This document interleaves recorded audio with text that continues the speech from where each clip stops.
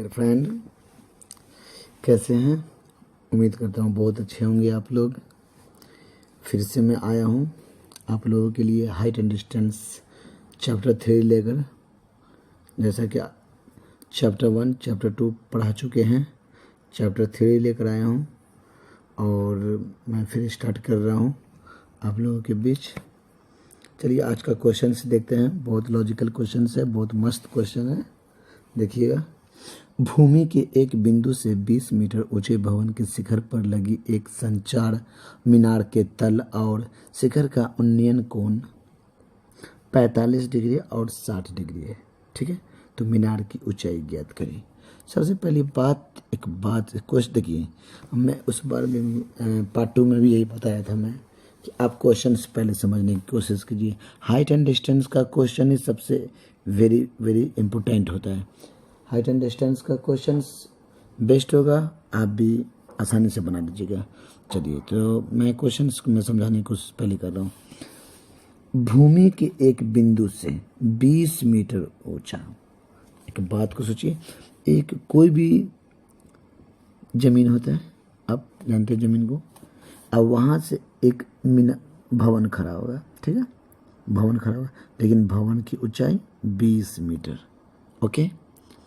और शिखर पर लगी एक संचार मीनार, यानी कि उसके शिखर का मतलब क्या हुआ, ये जो भवन का आखिरी, भवन का सबसे ऊपर का आखिरी, उसके ऊपर से देखिए, उसके ऊपर से मीनार, ऊपर से एक मीनार, देखिए मीनार के शिखर का उन्नयन कोण कैसे 45 डिग्री और 60 डिग्री, यानी कि 45। अब एक बात को यहाँ पर पहले ये बात को समझने की कोशिश कीजिए आप। ये 45 डिग्री, यहाँ पर स्टूडेंट सस्पेंस करता होगा कि सर मैं 45 डिग्री कहाँ पे दूँ, ये बॉक्स में दूँ या ये बॉक्स में दूँ। आई थिंक यहाँ पर सस्पेंस होगा, तो मैं आपको बता देता हूँ। सबसे पहले जिक्र क्या चीज़ का, ये बताइए मुझे आप। सबसे पहला जिक्र है, देखिए भवन का है, सबसे पहला जिक्र भवन का है। तो इसका मतलब भवन का जब जिक्र है तो भवन का 45 डिग्री हो गया, ओके। और मैं बता दूं, मीनार का जिक्र है उसके बाद, तो मीनार का 60 डिग्री। उम्मीद करता हूं कि आपको समझ में आया होगा ये बात। चलिए आगे का प्रोसेस चलते हैं। तो मैं चित्र बनाना आप लोग को सिखा दिया, उम्मीद करता हूँ। चलिए अब यहाँ पर देखिए 20 डिग्री, इसका मतलब ये भवन है, इसका मतलब ये भवन। इसके ऊपर में जो है ये मीनार है, ये मीनार है, ओके, ये मीनार है। देखिए ये मीनार हो गया, ये भवन हो गया। तो इसका बता दूं मैं, चलिए भाई इसको पहले हटाने दीजिए। हाँ, तो अब यहाँ पर देखिए किसका मान, पहले 10 का मान लिया गया, इसमें पहले 10 का मान लिया गया। 10 45 डिग्री, 10 45 डिग्री। तो BC देख रहे हैं, BC, तो यानी कि B और C।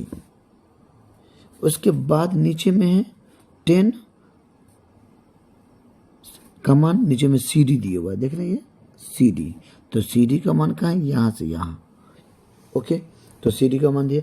अब यहाँ पर देखिए CD का मान कुछ नहीं है, तो ये CD का मान कुछ नहीं दिया, और AD नहीं है, छोड़ दीजिए। अभी मैं BC की बात कर लूँ पहले। BC का मान दिया है 20, देखिए BC का मान 20 दिया हुआ है, यहाँ देखिए 20 दिया हुआ है। और 10 45 डिग्री का मान 1 होता है, ये सब बात आप लोग बेहतर जानते होंगे। तो चलिए आगे का प्रश्न। तो BC का मान 20 हो गया, और CD का मान कुछ नहीं है, तो CD का मान CD। अब यहाँ पर CD को 1 से गुना किया तो CD हो गया, और हर संख्या के नीचे 1 छुपी हुई रहती है, तो 20 को 1 से गुना किया तो 20 हो गया, इसलिए CD बराबर 20, ओके 20। अब इसको समीकरण 1 मान लीजिए, ओके, समीकरण 1 मान लीजिए। चलिए नेक्स्ट प्रोसेस क्या है, अब आगे का पॉइंट चलते हैं।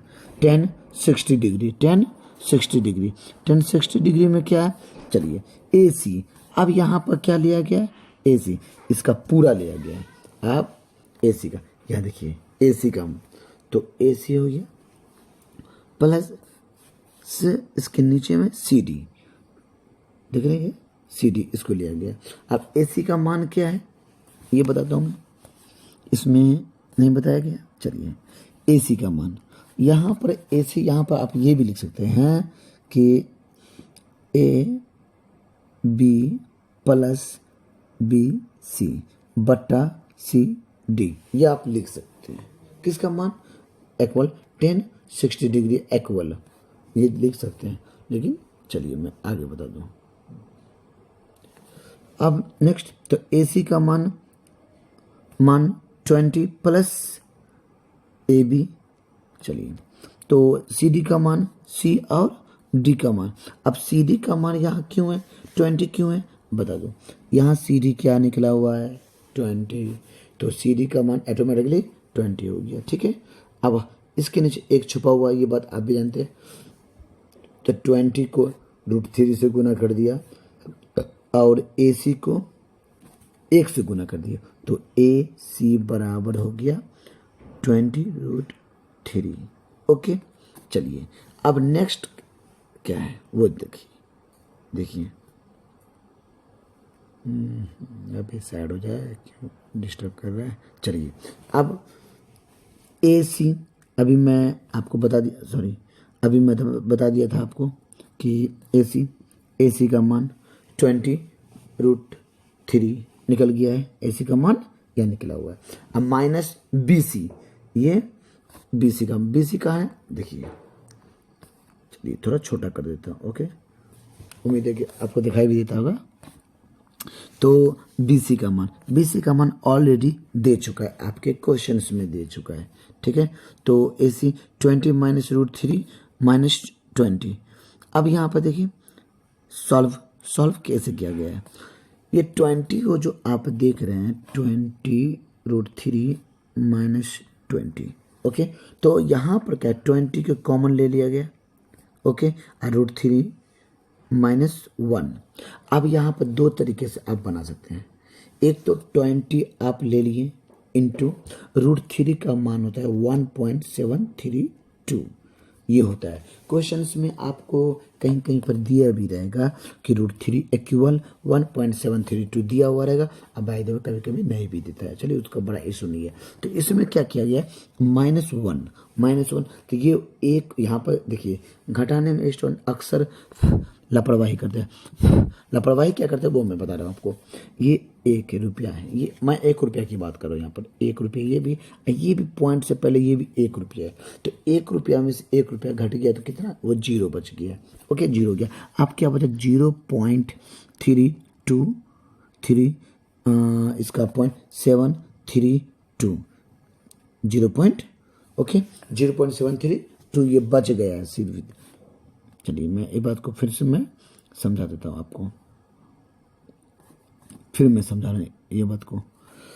ये 20√3 माइनस 20 ब्रैकेट में ले लिया, √3 माइनस 1, तो √3 का मान जो होता है 1.732 माइनस 1।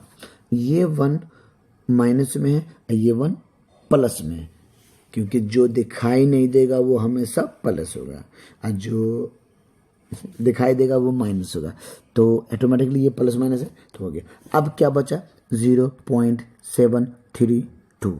अब इसको क्या कीजिए आप, ये 20 से आप गुना कर दीजिए 20, क्योंकि आप कॉमन लिए ना, ये देखिए 20 लिए ना आप, तो 20 को 0.732 से गुना कर दीजिए। अब गुना सपोज दैट कर दीजिएगा आप, तो ये 0 जो इसको छोड़ दीजिए, इसको हाइड कीजिए। अब 2 से गुना कीजिए, 2 दूनी 4 हो गया, 2 तिया 6 हो गया, 2 सत्ते 14 हो गया।